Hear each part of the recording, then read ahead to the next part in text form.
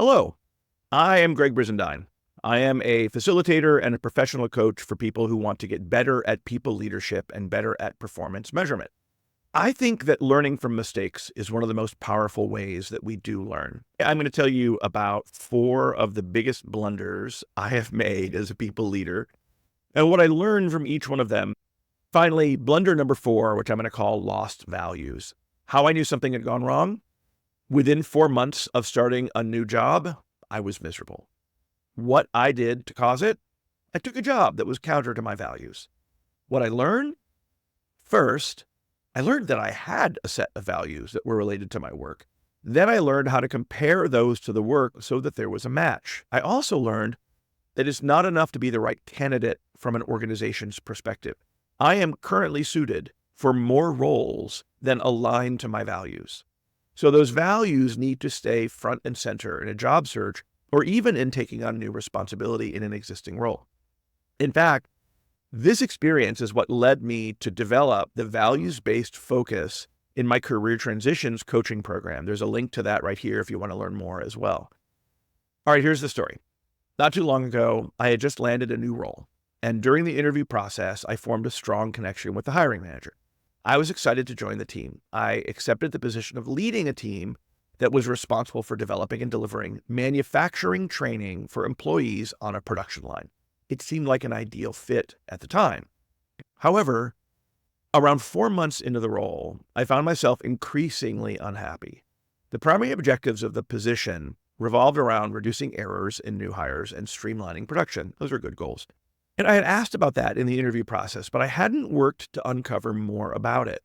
I had experience in similar roles, but as I had grown professionally, I had developed a greater appreciation for the importance of enhancing human potential rather than minimizing variability in repeated processes. What that means in short is I didn't want to train humans to be more like robots anymore. This realization was a wake-up call. I had unwittingly accepted a role that did not align with my values, specifically my evolving values. Although the hiring manager had been transparent about the job expectation, I had not held my own evolving values kind of up to the light to see if this was a fit. And as you might guess, as my unhappiness grew, it inevitably affected my performance. So this experience wasn't without its lessons, as you might guess. It underscored for me the importance of the distinction between capability and passion.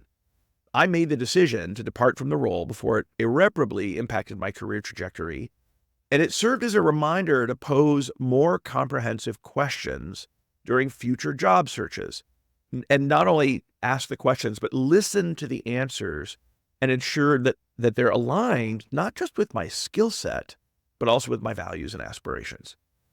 All right, and here's the takeaway for you. I held values about the kind of work I wanted to do and the kind of work I didn't want to do. Of course I did. Everyone does. What I didn't realize was that those values had evolved over time. If I had held those values forward, if I had held them up to the light, I still would have had a great rapport with that hiring manager, but I would not have taken this job. As a leader, you probably could be successful at any number of different roles in any number of different companies.